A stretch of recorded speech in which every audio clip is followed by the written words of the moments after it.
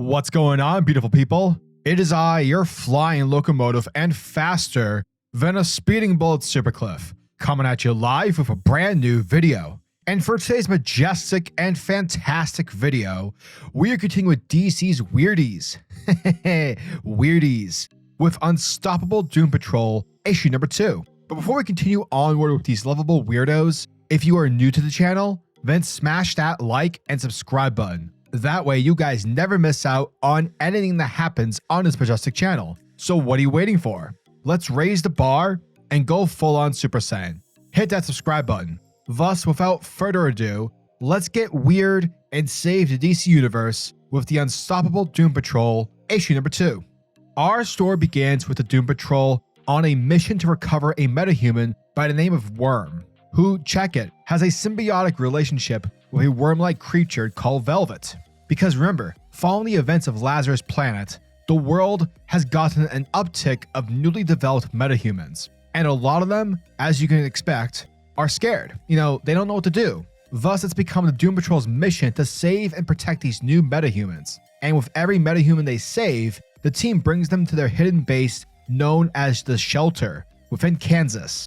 Thus, it's here where the Doom Patrol are building a refuge for ostracized and targeted metahumans. In other words, we have DC's take of the Xavier School for Gifted Youngsters. Now, unbeknownst to the Doom Patrol, Worm, who is the team's most recent recruit, is shown to be part of Task Force X. For Worm has been sent by Peacemaker to spy on the Doom Patrol. Now, Worm, by the looks of it, is clearly reluctant to betray the Doom Patrol's trust, because since having joined the team, he sees that the group's pretty cool. Like they're actually nice to him. But to quote Peacemaker, I don't give a fuck, because Worm is part of Task Force X. Therefore, he has an active, explosive implant within his head. And so obviously, if he disobeys orders, Peacemaker's gonna blow his freaking head up. And so while the Doom Patrol continue on with their business throughout the base, this is where we see the inner makings of how the Doom Patrol is going about their operations. And hey, would you look at that? We have ourselves Flex Mentallo, primed and ready to train new recruits. Meanwhile, you have Cliff, aka Robotman, making his weekly visits to the grave of a deceased teammate, Dorothy Spinner. Elsewhere throughout the base, CrazyJane, who's taking up the mantle as the new chief, convenes with Niles Caulder, who right now is trying to petition that he be put in charge of Shelter Base whenever Jane and the rest of the team are absent or are, off doing a mission. But Jane, knowing the fact that Niles is somewhat mysterious when it comes to his motives, considering the fact that he's the one responsible for giving the Doom Patrol their current situation regarding their powers and, weirdness, Jane gives him a firm hell no.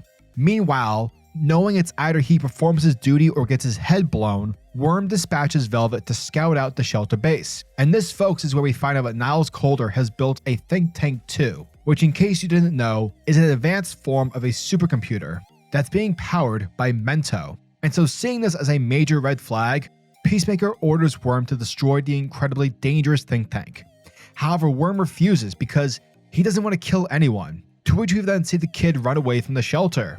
Now, Peacemaker attempts to blow up his head. However, it turns out that the Doom Patrol are interfering with the bomb's command device, as it's revealed that the team already knew of Worm's secret.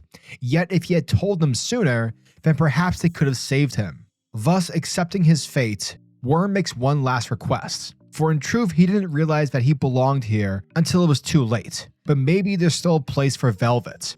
And so by turning Velvet over to the team, Worm gets far enough away so that the impact of the explosion doesn't hurt anyone. And with that, Worm dies via head explosion. Afterwards, Beast Girl adopts Velvet. However, it turns out that Peacemaker still has an inside man, because as he explains it, it turns out that Task Force X's constructs, well, they always grow conscious over time, and so he used that to his advantage. For Worm wasn't a real metahuman, he was a built construct. The real metahuman is Velvet, and who will ever question a sweet, innocent looking worm? The answer is no one. And that, folks, was the end of the Unstoppable Doom Patrol, issue number 2. And thank you guys for checking out my video, as it truly, truly means the world to me. Holy crap, was this issue amazing. Oh my gods, people. Again, this book continues to really embrace the weirdness that is the Doom Patrol. Now, what the book does cleverly is introducing our audience character, that being Worm. to serve as our eyes and ears to how the Doom Patrol live their everyday life at the shelter base. Whereas in the last issue, it showed us how they perform missions. Here we see how the food is made. And man, do we have ourselves an emotional roller coaster.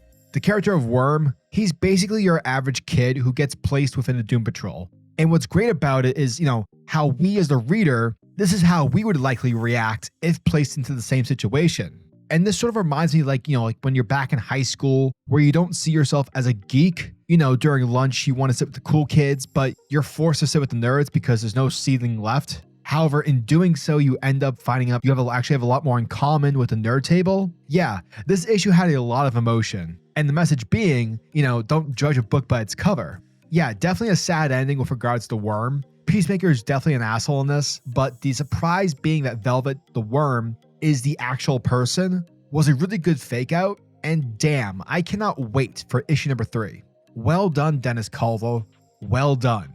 And as always, I'm your majestic sayer of words, SuperCliff, and if you guys are new to the channel, then do me a solid by smashing that like and subscribe button, and also the notification bell so that you'll never miss out on an upload, and so that you'll always be kept up to date with your favorite top tier comics happening in the comic book world.